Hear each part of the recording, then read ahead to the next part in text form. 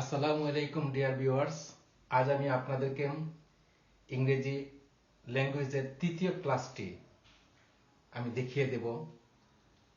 আজকের ক্লাসটি অনেকটা ডিফারেন্ট এবং খুব বেশি গুরুত্বপূর্ণ। আজকের ক্লাসের মধ্যে থাকবে ডু, ডিড, ডাজ দ্বারা কিভাবে বাক্য তৈরি করতে হয়। প্রথমেই আমি ইজি একটি স্ট্রাকচার দিয়ে শুরু করতেছি। Subject plus V1 plus other word. এখন আমরা জানি সাবজেক্ট সম্বন্ধে আমরা সবাই কম বেশি করে সবাই জানতে পেরেছি। ভার্ব, আসলে ইংরেজি যদি শিখতে হয় তাহলে ভার্বের কোনো বিকল্প নেই, তাই যে কোনো প্রকারের সবগুলো ভার্ব অবশ্যই শিখতে হবে। যেমন আমি একটি সাবজেক্ট বললাম আই, একটি ভার্ব বললাম play, I play cricket. I play cricket.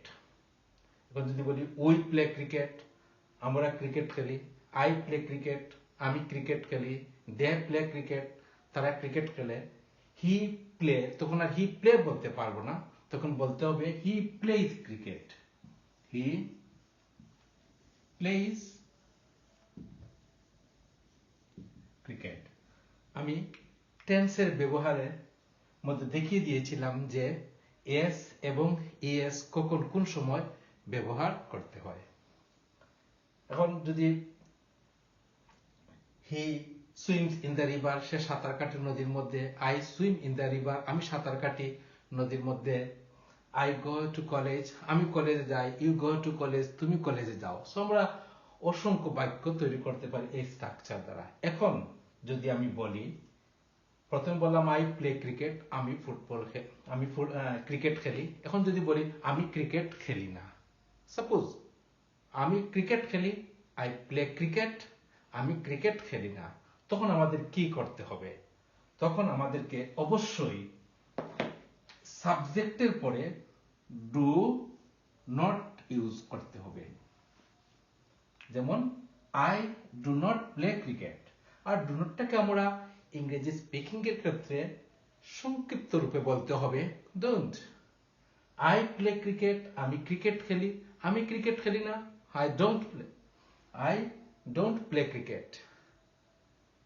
He plays cricket, সে ক্রিকেট খেলে। এখন যদি এই বাক্যটিকে আমরা নেগেটিভ করতে হয় তখন বলতে হবে হি ডাজন্ট প্লে ক্রিকেট। তখন আর এই প্লের সাথে এস যুক্ত হবে না, কেননা আমরা সাবজেক্টের পরে ডাজ বসিয়েছি। তাহলে আই গো টু কলেজ, আমি কলেজে যাই। আমি কলেজে যাই না, I don't go college. I don't go to college. আমি ফুটবল খেলি, আই প্লে ফুটবল, আমি ফুটবল খেলি না, I don't play football. So এইভাবে আমরা অসংখ্য বাক্য তৈরি করতে পারি এবং ইংরেজি স্পিকিং এর ক্ষেত্রে এই বাক্যগুলো বা এই ধরনের বাক্য সবচেয়ে বেশি প্রয়োজন হয়।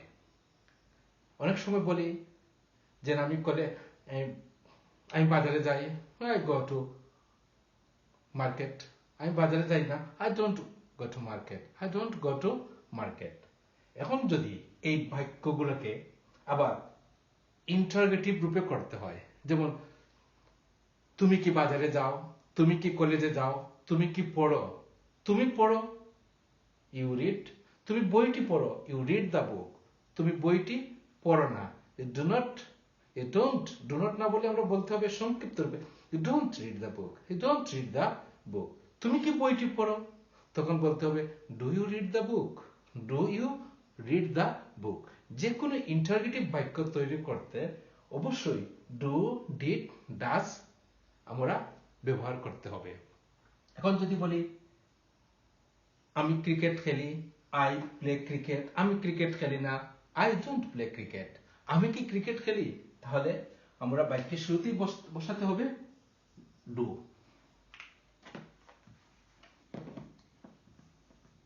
ডু আই প্লে ক্রিকেট, তখনই প্রশ্নসূচক চিহ্ন হয়ে যাবে। তো সাবজেক্টের পূর্বেই বসতে হবে ডু, ডিড, ডাজ। সে কলেজে যায়, হি গোজ টু কলেজ। সে কলেজে যায় না, he doesn't go to college. সে কি কলেজে যায়, does he go to college, does he go to college. এখন আমি একটু ফার্স্ট টেন্সে বলবো। যেমন আমি ক্রিকেট খেলেছিলাম, তখন আমরা জানি সাবজেক্টের পরে যদি ভার্ব ফার্স্ট ফর্ম, ভার্ব আমাদেরকে ইংরেজি শিখতে হলে ভার্বের কোনো বিকল্প নেই, ভার্ব অবশ্যই আমাদেরকে শিখতে হবে। সাবজেক্টের পরে ভার্ব ফার্স্ট ফর্ম বসালেই আমরা ফার্স্ট টেন্স গঠন করতে পারি। যেমন আই প্লেড ক্রিকেট, আমি যদি বলি আই প্লেড ক্রিকেট, আমি ক্রিকেট খেলেছিলাম। আই প্লেড ক্রিকেট, আমি ক্রিকেট খেলেছিলাম। এখন আমি যদি বলি আমি ক্রিকেট খেলছিলাম না, তখন কি করতে হবে, তখন আমরা বলতে হবে আই ডিডন্ট প্লে ক্রিকেট। এখানে কিন্তু প্লেটার ফার্স্ট ফর্ম হয় নাই। আমি যদি এই বাক্যের পজিটিভ করি, তাহলে আমি বলবো I played cricket. I played cricket, আমি ক্রিকেট খেলেছিলাম। আমি ক্রিকেট খেলছিলাম না, আই ডিডন্ট প্লে ক্রিকেট। তখন আর এই প্লে ফার্স্ট ফর্ম হবে না, প্রেজেন্ট ফর্ম হয়ে যাবে। এর কারণ হলো আমরা সাবজেক্টের পরেই ডিড বসিয়েছিলাম। তাহলে আমি কলেজে গিয়েছিলাম, আই ওয়েন্ট টু কলেজ। আমি কলেজে যাচ্ছিলাম না, তাহলে I didn't go to college. আমি বইটি পড়েছিলাম, আই রিড দ্য বুক। আমি বইটি পড়ছিলাম না, আই ডিডন্ট রিড দ্য বুক। তাহলে আমরা জানলাম ফার্স্ট টেন্স বা অতীত কোনো বাক্য তৈরি করতে আমরা সাবজেক্টের পরে যদি ফার্স্ট ফর্ম বসাই, তাহলে ফার্স্ট টেন্স বা অতীত বাক্য হয়ে যাবে। আর নেগেটিভ করতে হলে ডিড শব্দটি বসাতে হবে। এখন যদি আমাদের ইন্টারোগেটিভ করতে হয়, যেমন বললাম তুমি কি ফুটবল খেলেছিলে বা তুমি কি ক্রিকেট খেলেছিলে, তখন কি করতে হবে, ডিড সামনে চলে আসবে এবং ডিডের পরে সাবজেক্ট বসবে। যেমন তুমি ফুটবল খেলেছিলে, ইউ প্লেড ফুটবল। তুমি ফুটবল খেলছিলে না, ইউ ডিডন্ট প্লে ফুটবল। তুমি কি ফুটবল খেলেছিলে, ডিড ইউ প্লে ফুটবল। তুমি ক্রিকেট খেলেছিলে, ইউ প্লেড ক্রিকেট। তুমি ক্রিকেট খেলছিলে না, ইউ ডিডন্ট প্লে ক্রিকেট। তুমি কি ক্রিকেট খেলেছিলে, ডিড ইউ প্লে ক্রিকেট। তাহলে আমরা জানলাম যে ডিড, ডু, ডিড, ডাজ যখন কোনো ইন্টারোগেটিভ বাক্য তৈরি করতে হয়, তখনই আমাদেরকে ডু, ডিড, ডাজ সাবজেক্টের পূর্বে বসাতে হবে। এখন আমি এক নজরে একটি ভার্ব দ্বারা সবগুলো বাক্যের কিভাবে হ্যাঁ বোধক বাক্য, কিভাবে না বোধক বাক্য এবং ইন্টারোগেটিভ বাক্য তৈরি করতে হয় দেখিয়ে দিচ্ছি।